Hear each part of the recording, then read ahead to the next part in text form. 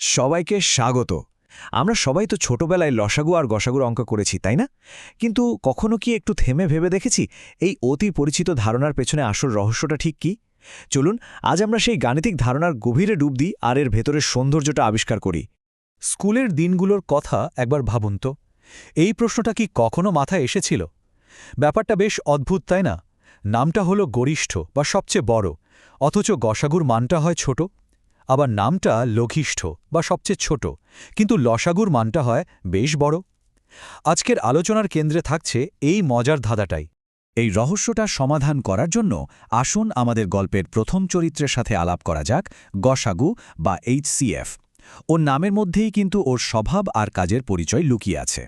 গসাগু মানে গরিষ্ঠ সাধারণ গুণনীয়ক। ওর কাজ হলো এমন একটা সবচেয়ে বড় সংখ্যা খুঁজে বের করা যা দেয়া সমস্ত সংখ্যাকেই কোনো ভাগ শেষ ছাড়া ভাগ করতে পারে। মানে সহজ কথায় বলতে গেলে গসাগু হলো সবার মধ্যে লুকিয়ে থাকা সবচেয়ে বড় কমন ফ্যাক্টর, একজন দক্ষ ভাগকারীর মতো। গসাগুর চরিত্রটা ভালো করে বুঝতে হলে ওর কয়েকটা নিয়মকানুন জেনে রাখা দরকার। প্রথমত, এর মান কখনোই প্রদত্ত সংখ্যাগুলোর মধ্যে সবচেয়ে ছোটটার চেয়ে বড় হতে পারে না। দ্বিতীয়ত, ওকে অবশ্যই প্রত্যেকটা সংখ্যাকে নিখুঁতভাবে ভাগ করতে পারতে হবে। আর ধরুন যদি সংখ্যাগুলোর মধ্যে কোনো সাধারণ উৎপাদকই না থাকে, যেমন ৫ আর ৭, তখন কি হবে? তখন তাদের গসাগু হবে মাত্র ১। আচ্ছা, এবার তাহলে আমাদের গল্পের দ্বিতীয় চরিত্রের দিকে নজর দেয়া যাক। তার নাম হল লসাগু বা LCM, আর ওর স্বভাব কিন্তু গসাগুর থেকে অনেকটাই আলাদা, বলতে গেলে ঠিক উল্টো। লসাগু মানে হলো লঘিষ্ঠ সাধারণ গুণিতক। ওর কাজটা ঠিক গসাগুর উল্টো। এর কাজ হলো এমন একটা সবচেয়ে ছোট সংখ্যা খুঁজে বের করা যাকে কিনা প্রদত্ত প্রতিটি সংখ্যা দিয়েই নিঃশেষে ভাগ করা যায়। অর্থাৎ গসাগু যেখানে সংখ্যাগুলোকে ভাগ করে, লসাগু সেখানে নিজেই সংখ্যাগুলো দিয়ে ভাগ হয়। লসাগুর বৈশিষ্ট্যগুলো বেশ মজার। এর মান কখনোই প্রদত্ত সংখ্যাগুলোর মধ্যে সবচেয়ে বড় সংখ্যাটার চেয়ে ছোট হতে পারে না। কেন? কারণ ওকে তো ওই বড় সংখ্যাটা দিয়েও ভাগ হতে হবে, তাই না?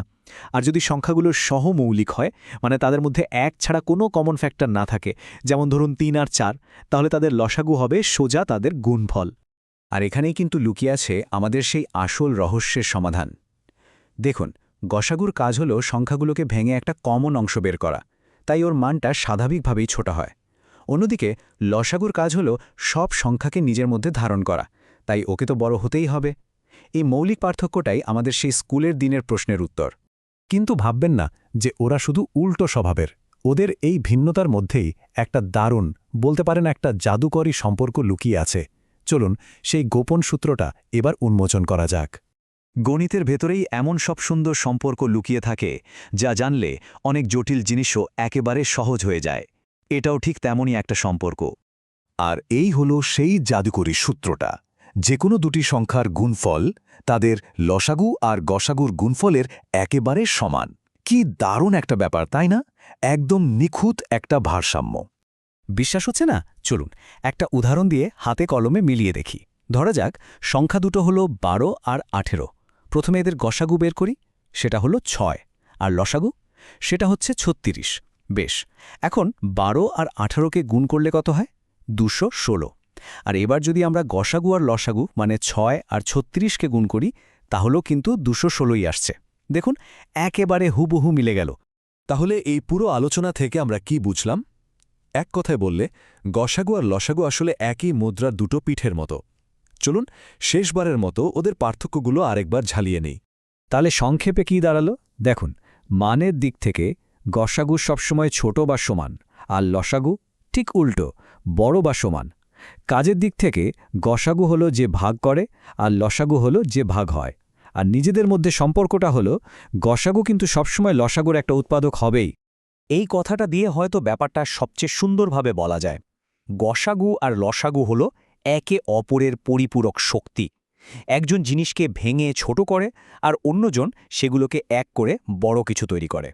তাহলে একটু ভেবে দেখুন তো, গণিতের এরকম আরও কত সাধারণ নিয়মের আড়ালে এমন গভীর আর সুন্দর সব সংযোগ লুকিয়ে থাকতে পারে।